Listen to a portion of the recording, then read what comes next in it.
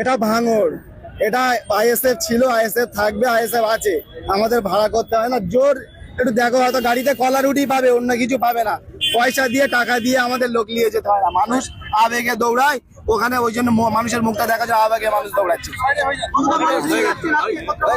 কতটা মানুষ আমরা বলবো না, আমরা বাস্তবে বলতেছি, আমরা অঙ্কে কাছে আছি। কতটা সংখ্যার পাশে কতটা জিরো লাগাতে পারে ওনাদেরকে জিজ্ঞাসা করে দেখবেন। আর আপনাদের ক্যামেরায় আমরা আশা করছি, খালি হোক আর ভর্তি হোক, প্রত্যেক জিনিস আপনাদের ক্যামেরায় ধরা পড়বে। 2021 ছিল, আমরা তখন সবে খেলা শিখছিলাম। এখন 2026, 5 বছরে আমরা অনেক খেলা শিখে গিয়েছি। আমরা প্র্যাকটিস করতে করতে অনেক খেলা শিখে গিয়েছি। এবারে খেলা অন্যরকমই হচ্ছে, অন্যরকম। ভাঙড়ের মানুষ সহ পশ্চিমবঙ্গের মানুষ যে যন্ত্রণায় আছে, শাসক দল যে পরিবেশটা তৈরি করছে, সেই পরিবেশ থেকে মুক্তির একটা দিশারি হিসেবে নওশাদ সিদ্দিকীর নেতৃত্ব মেনে নিয়েছে। সেই নওশাদ সিদ্দিকী মানুষের অধিকার পাইয়ে দেওয়ার ডাক দিয়েছে এবং নিজেদের অধিকার ফিরে পাওয়ার জন্য একটা প্রস্তুতি নিয়েছে। সেই প্রস্তুতিতে আমরা দেখেছি কাল রাত থেকে বিভিন্ন জায়গা থেকে বাস করে লোক আসছে।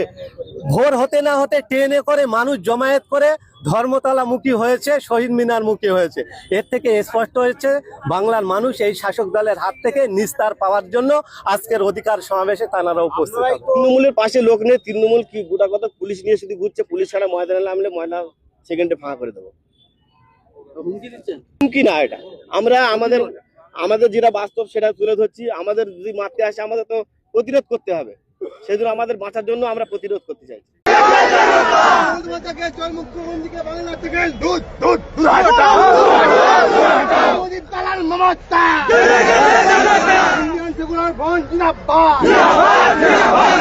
বঞ্চিতদের অসহায়ের পার্টি ইন্ডিয়ান সেকুলার ফ্রন্ট জিন্দাবাদ। বিচারিতা মানছি না, মানব না। বিজেপির সাম্প্রদায়িক মানছি না, মানব না। মিডিয়া লোকের মিডিয়া ভাইদের একটু দিয়েছে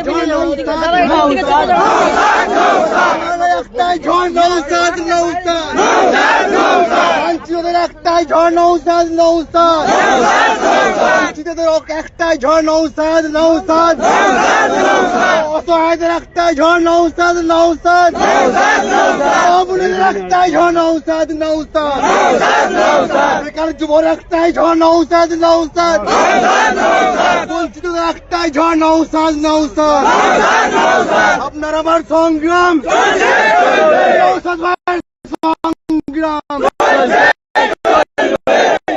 সংগ্রাম,